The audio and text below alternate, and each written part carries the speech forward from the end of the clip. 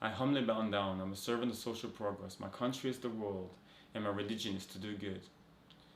I want to talk about the economy and why most problems, big problems like pollution, deprivation, poverty, violence, all those things together, why they cannot be resolved. Why is it that we have so many problems and it seems to become more and more complicated?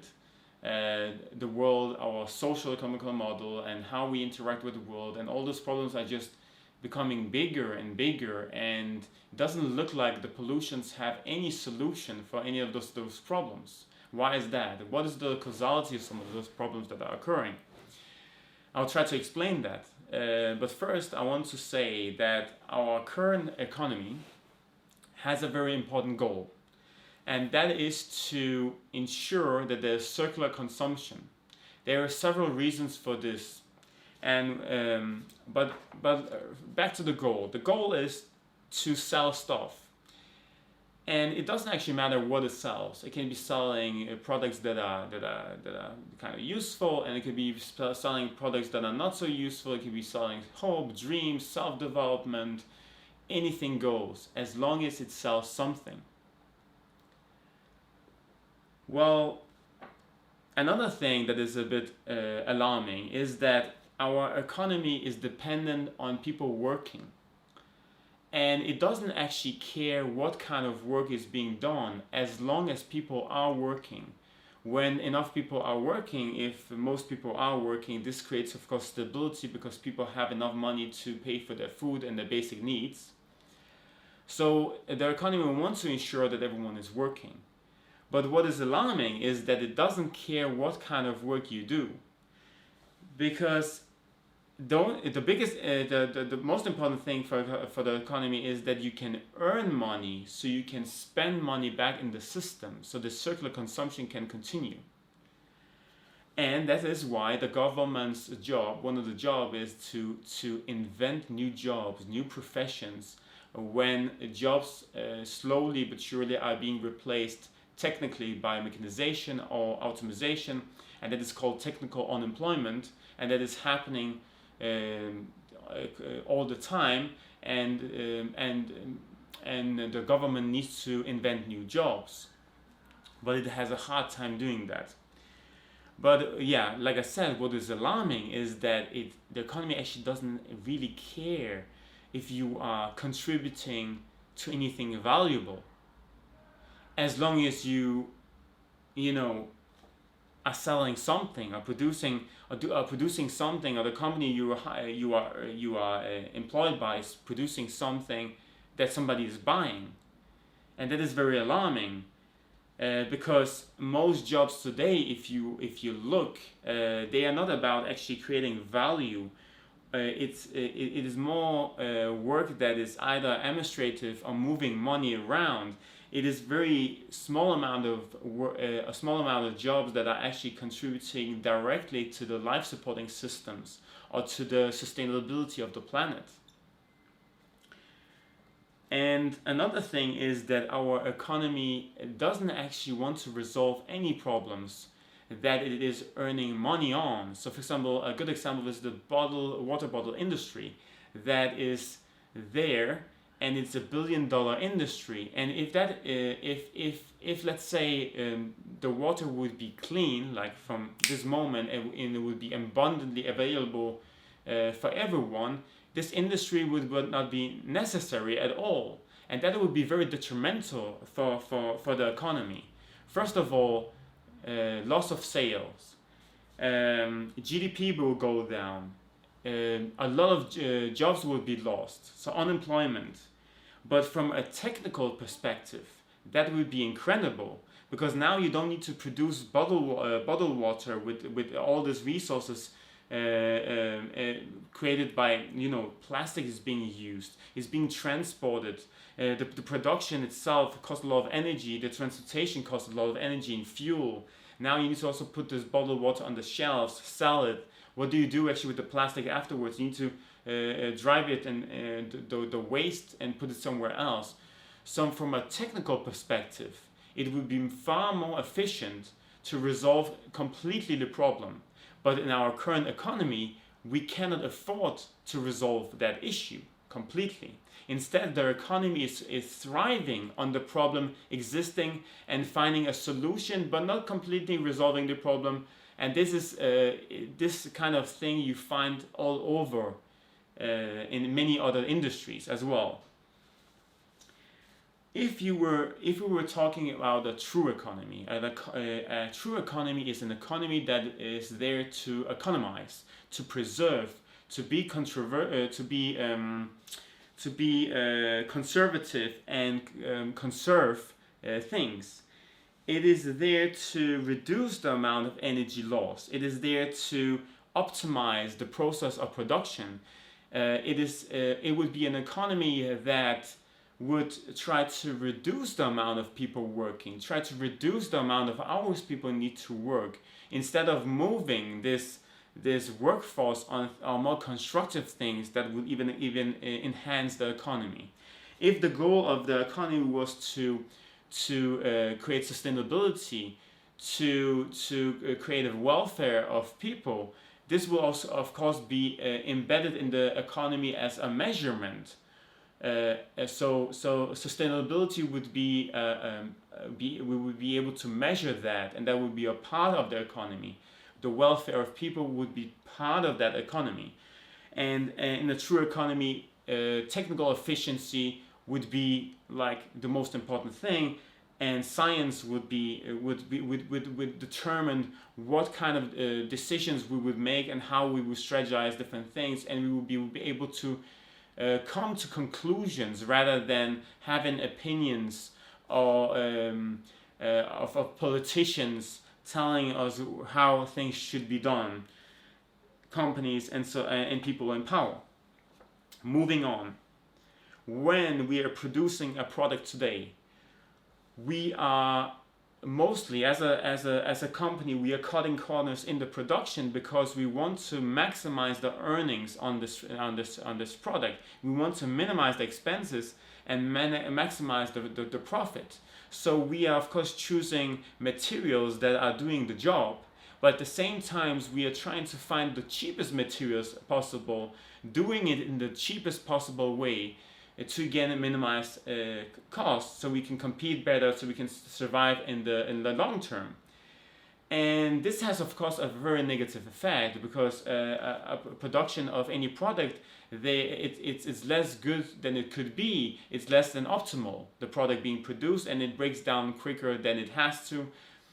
And in fact, companies are using engineers and technology to weaken the products being produced, so they can resell a product again if it breaks down prematurely. This is called planned obsolescence. This is a strategy that is vastly used by especially like producing of phones, for example. iPhone also uses a strategy where when you update your operating system, your software on your phone, it asks you sometime, do we wish to update? Yes, you say yes. Then with time, depending on your model of phone, it starts slowing down the phone. So it is a way for them to ensure that the phone stops working after some time. The phone just becomes so slow that it's unbearable, and you go and you buy a new one. This is called planned obsolescence, and it is not only beneficial for the company, so they sell more, it's also very beneficial for the entire economy that is constantly dependent on this circular consumption. But this has a very, very bizarre negative side effect, and that is that it creates a lot of waste, and it creates a lot of energy loss and pollution, because producing such a phone is very costly in terms of energy. Well, in a true economy, you would want to expand the lifespan of this phone and let it break down naturally and replace it only when it's necessary. Because you want to preserve, like I said earlier, that a true economy is about preservation and technical efficiency. If you were producing a product like this in a true economy, you would think about how can we make it durable. So, for example, the screen, you would still use some kind of glass or some kind of plastic, but you will make it very strong. So when it falls down, it doesn't break. In our economy, it thrives when you break the phone, because either you need to buy a new one, again it increases the sales, or you send it to repair, and this again, it is a whole industry, the repair phone industry, that is thriving, that you destroy your phone and you cannot easily repair it yourself. If we were to look at a true economy would be interested in the phone being very durable. A true economy would be interested in the phone being easy to deassemble and assemble again. So in a true economy, we would probably use something called like a modular, make the phone very modular, in terms like you can think of it as like a Lego, putting the phone together. It's called adaptivity. And you could imagine that the whole that the screen, you could turn around the screen on the other side, and it would be like components you could put on the phone. So you would be able to put a big camera on it if you are a photographer, if that is your need. You would be able to put a smaller camera on a bigger battery if you were just a person that just takes like normal photos, nothing special, selfies and so on. And you would be able to put a smaller battery and increase, for example, the microphone if you need to stream a room where the sound is very important. So this modular thinking is incredible, because we would need to produce. We could streamline more the production. We can reduce the amount of materials being used, and you will be able to replace a component like a camera if it got destroyed, and replace it with a new one very easily, without sending it to some complicated repair. So think about it again. Our economy thrives on problems. It actually doesn't want to resolve some of the issues, not completely, because it needs the problems for ensure the work, for people to earn money, to spend money, to ensure the circular consumption. Now again, if we go back to a true economy, for example, today we have softwares where you can create a product inside a computer simulation. It's called CAD software, and you can basically, let's say you were creating a chair. Now you can create a chair in this simulation with all the parameters, the length, the width, the weights, the different properties of the different materials you are using is embedded in this project, in this creation, in this product you are creating. You're simulating inside the software. And this is something that is vastly used today in the production of cars and production of different products, and product designing are using this software. But you can imagine it in a true economy with our current technology, we would use this software not only to ensure that we create the products, but to also ensure that the product has a certain quality to it. Today, the quality of a product, the success of a product, is determined how much you can sell, and if it's profitable, the product or not. It's less important what the product is, or if it's actually a good product or not. It's more important if it gives money back to the company so they can produce more or not. Well, in a true economy, the product would be how good the product is doing, or the quality of the product, or the success, or what it determines if its product is good or not, would be determined from a totally different parameters, a totally different mindset. And that is, we want the product to be sustainable. We want the product to give as much value as possible. And for a product to be sustainable, you would need to use the right materials that are easy to deassemble, to break down, to recycle, so we can release these resources that we have stored inside the phone. Let's say the phone breaks down naturally after some years, and now you want to recycle one component from the phone. You send it to recycling, and now this resource is being released, and it can be used again in other production. So the materials we use would not be determined on cost efficiency or how much a material costs, but more how abundant is this material and how useful it is in terms of the whole. And other things will be also taken in consideration, beside durability, adaptivity, and sustainability. But I will not get into all of them today.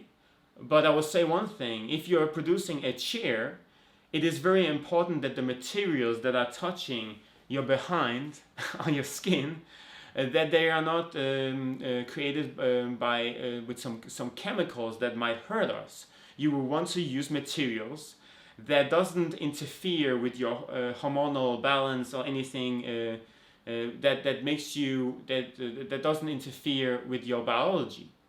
So you could imagine that beside the sustainability thing I was talking about before, the sustainability protocols, durability, sustainability, the recycling thing, which materials we use, and adaptivity, all of those have a score, you can say, in the system. But also, if the product is harmful or not, would have a score as well, especially if you're producing such a thing as a furniture, a chair. And together it would have a score. And if that score is acceptable by the system, then you can produce the product. If it's not acceptable, then the products wouldn't be able to be produced because it's not a good enough a product to produce in terms of sustainability and the welfare of the people, because this is the interest of the economy. So you can see how those values, if those were the values of the economy, of our society, how that would be embedded in the system, in the structure itself, and how that would ensure that only products that are aligned with those things are being produced. But in our economy, it doesn't matter. I mean, I'm sitting on some couch here. I don't know how this was produced. I don't know what this material, what kind of like chemicals is being sent out here that's affecting me. Yeah, I know I rambled a lot, and it was a lot to if you comprehend some of this. So it's a lot I said, and I'm very happy that you listened so far. Thank you so much. We have a very cool future ahead of us. But we need to change our economy that is slowing down the evolution of humans, and our economy is creating a world that is very detrimental, and it is creating unhappiness and so on and so on. It is all due to our economical system. It affects everything. It affects when you get up in the morning, if you need to go to work, if you have a job, a boss or not. It affects everything, for which materials we use around us, how the energy is between people, the relationships we have. Anyway, I rambled enough, and I hope you learned something, and I hope I will see you in the next videos. Thank you. Bye bye.